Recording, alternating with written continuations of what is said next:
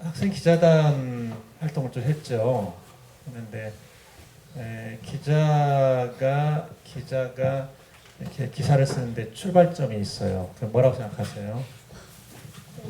반드시 이걸 잡아야 돼. 이걸 딱 잡아야 그 다음에 기사가 나오는 거야. 그걸 잘못 잡으면 기사가 엉망이 되는 거야. 엉망이. 이게 뭐죠? 이게 팩트예요. 팩트. 팩트. 팩트를 정확하게 모르면 뭐가 진실인지 알 수가 없어요. 뭐가 진실인지 모르면 그 다음에 제대로 된 평가를 할 수가 없는 거예요. 그래서 팩트, 그 다음에 트루스, 그 다음에 평가 이렇게 이어지는 거예요. 3단계 구조로. 네. 그러면 교육감이 삼성에 관해서 뭔가 발언을 했어요. 확대 간부회에서 했어요. 그럼 혹시 그 팩트를 알고 계시나요? 뭐라고 했는지? 이게 가장 중요한 거예요. 정확하게 뭐라고 했느냐, 뭐라고 했느냐. 이렇게 말을 했어요. 삼성전자 반도체 사업부 등 반도체 기업에 우리 전북 지역의 마이스터고 특성화고 학생들이 가능한 한 취업하지 않도록 해달라. 주의를 해달라라고 했어요. 이게 팩트예요. 그러면 진실은 뭐야? 뭐 때문에 그런 거야?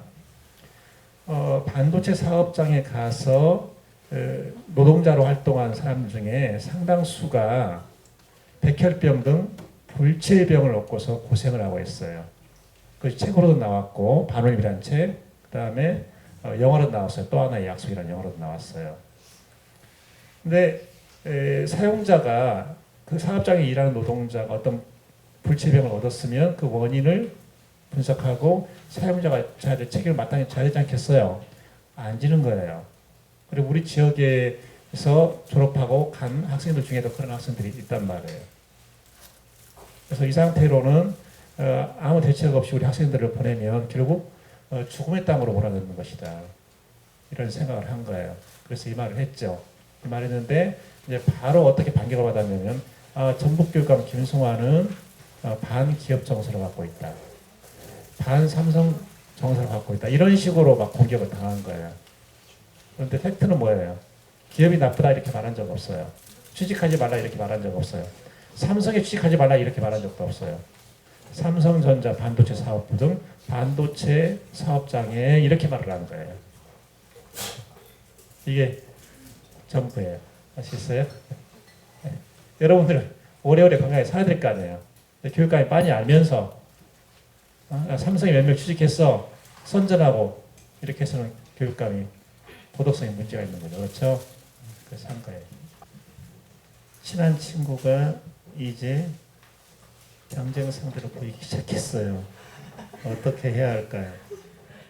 이 질문에 답변해 보실 기자분 없으신가요? 자기도 이런 경험이 있었다거나. 친구를 경쟁 상대로 보고 이겨야 할 그 존재로 받아들이는 것이 참 안타까운 현실입니다. 네.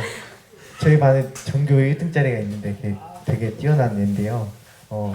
그 친구를 경쟁 상대로 보지 말고 같이 이제 상생하는 존재라고 해야 되나요? 같이 이제 서로 돕고 사는 존재로 바라보는 것이 필요할 것 같습니다.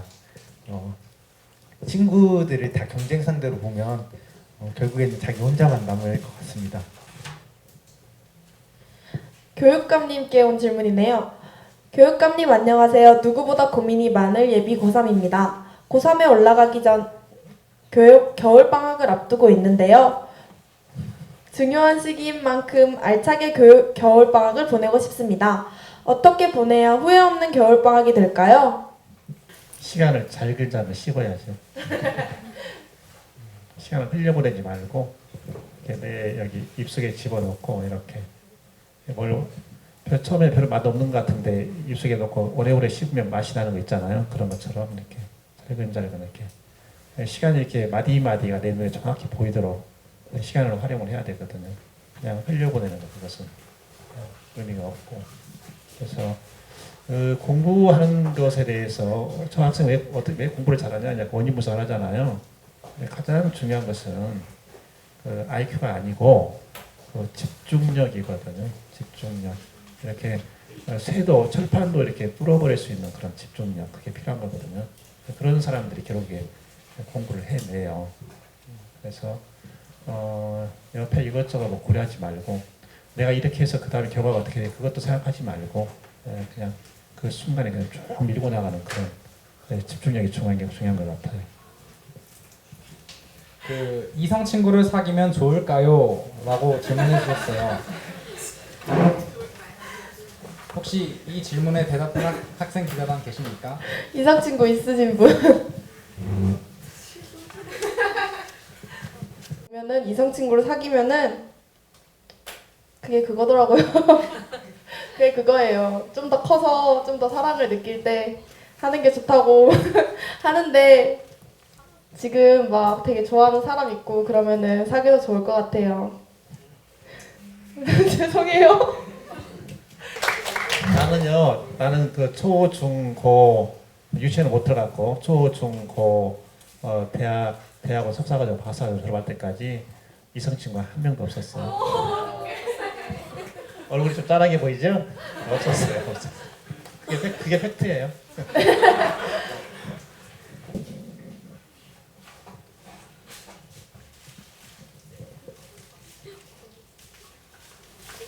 이제 중학생 티를 벗어내고 새로운 고등학교에 진학해야 합니다. 누군지 알겠어요. 어떻게 하면 고등학교에서 적응도 잘 해나갈 수 있을까요? 이거는 고등학교 다니는 친구들이 한번 대답하면 좋을 것 같은데 고등학생들 중에 혹시 답변해보고 싶은 학생 기자분 있으세요? 일단은 제가 지금 기숙사에서 지금 학교를 통학하고 있는데 성적이 좋으시다면 기숙사 가는 거를 적극 추천해드리고 싶어요. 그 기숙사가 그 남들이 생각하기에 약간 좀 공부도 다른 사람들보다 많이 하고 막 좀 빡빡할 거다 막 그렇게 생각할 것 같은데 오히려 학기 초에는 그 기숙사에 있으면 그 자기 반 애들뿐만 아니라 다른 어떤 친구들도 같이 만나면서 더 교류도 많이 할 수 있고 그 방을 같이 쓰고 또 잠을 같이 자잖아요. 그러니까 뭔가 더 애들이랑 친하게 지낼 수 있고 그 좋은 기회가 될 것 같아요. 기숙사 활동 사용을 하는 것이. 아무튼 네, 기숙사 추천. 그럼 교육감님 조언 한번 얻어볼까요? 이 질문에 대해 고등학교 진학해서 적응을 할 수 있는 방법? 나는 그 적응장애가 별로 없어가지고 나는 어떤 상황이든지 바로 적응을 하거든요. 그런데 아까 이야기했던 그 집중력 있죠. 그것이 이어질 것 같은데 어떤 상황이 됐든지 여기서 내가 서야 된다는 그게 강해요.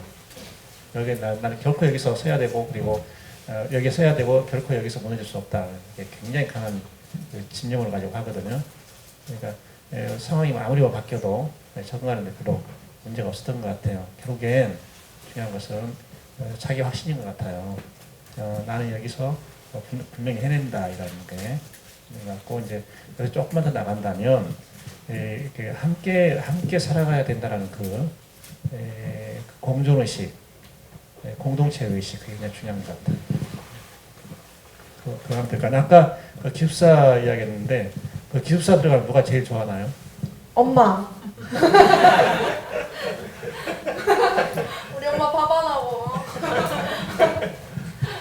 고등학교 진학하기 전에 좀 더 많은 책을 읽어보려고 합니다. 그런데 어떤 책을 읽어야 할지 읽어야 할 책의 분야가 너무 다양해 감이 오지 않습니다. 고등학교 올라가기 전에 꼭 읽어야 하거나 좋은 책 추천 부탁드립니다. 좋은 책 많이 읽으시는 분. 여기 여러분들 만나기 전에 계속 책을 읽다가 왔거든요. 15세 소년 학교에서 학교 폭력을 당하는 영국 학생 그 책을 읽다가 왔는데 내 몸에서 내 손에 책이 떠나면 안 돼요. 굉장히 불행해 그런 삶은. 그래서 쭉 읽어주는 게 좋은데 그 선별을 못 하잖아요, 그러죠? 어떤 것이 좋은지 얼마나 많아요. 그 책의 바다 속에 살고 있는데 그래서 뭔가 이렇게 짚어내야 되는데 가장 그래도 실패를 덜하는 것은 많은 사람들이 읽었던 책이 가장 실패가 적어요. 작년에 한번 그 책을 내 페이스북에 소개한 적이 있는데 충청북도에서 선생님들께서 이렇게 쭉 독서 모임을 하면서 그 중에서 이렇게 좋았던 책을 100권을 추려낸 게 있어요. 100권을. 그거 괜찮더라고요. 그 책 제목이 선생님의 책꽂이라고. 선생님의 책꽂이 그 책을 보면 거기에 100권이 소개되어 있어요. 그걸 쭉 읽으면 여러분들 지금 뭐 중학생이라 하더라도 고등학교 졸업할 때까지 쭉 읽어낼 수 있을 거예요. 그리고 거기에 플러스 그 세계 명작 중에서 정말 누가 들어도 언제 들어도 아는 제목들이 있죠. 그걸 좀 읽어주는 게 좋고.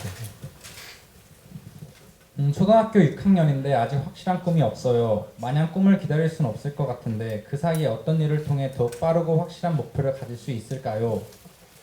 저는 굉장히 가수들을 좋아하고 연예인을 좋아하는데 가수들을 좋아하다 보니까 주변에 있는 기자의 눈길이 가더라고요. 그리고 저는 평소에 방송 분야에 대한 관심도 있었고 또 그 외에도 스포츠 분야나 많은 분야, 정치, 사회 분야에도 많은 관심이 있었기 때문에 이것을 내가 사람들에게 알리고 싶다는 생각을 하게 되었고 그렇게 저는 방송 기자의 꿈을 갖게 되었습니다.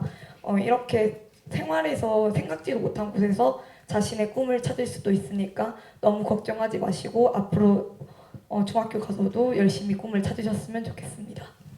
그 서양 사람들 만나면 그 서양의 선생님들이나 교수님들이 학생들에게 많이 하는 질문이 하나가 있어요. 그게 What do you wanna be? 뭐 되고 싶어? 이거예요. 뭐 되고 싶어? 그러면 I wanna be a journalist. 기자 되고 싶어요. 이러잖아요. 그것은 직업이에요. 근데 그 다음에 뭐라고 질문이 나오냐면 Why do you wanna be a journalist? 왜 기자가 되고 싶은 거야? 이게 꿈이에요. 요즘에 중동에 난민들, 시리아 난민들 굉장히 많죠. 그 사진, 그 보도를 계속 보게 됐어요.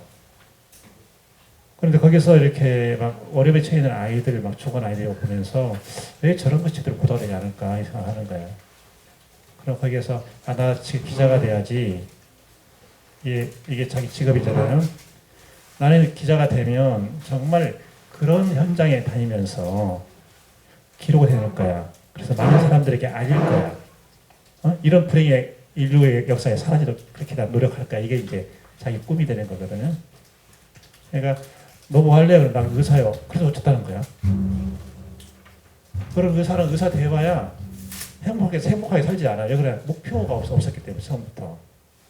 그래서 늘 그 직업과 함께 내가 그 직업을 통해서 뭘 이뤄낼 거냐. 그게 자기 꿈이라는 거. 그래서 그 꿈을 좀 잘 만들어 나가면 좋겠어요. 내가 나 자신을 소중히 여겨야 됩니다.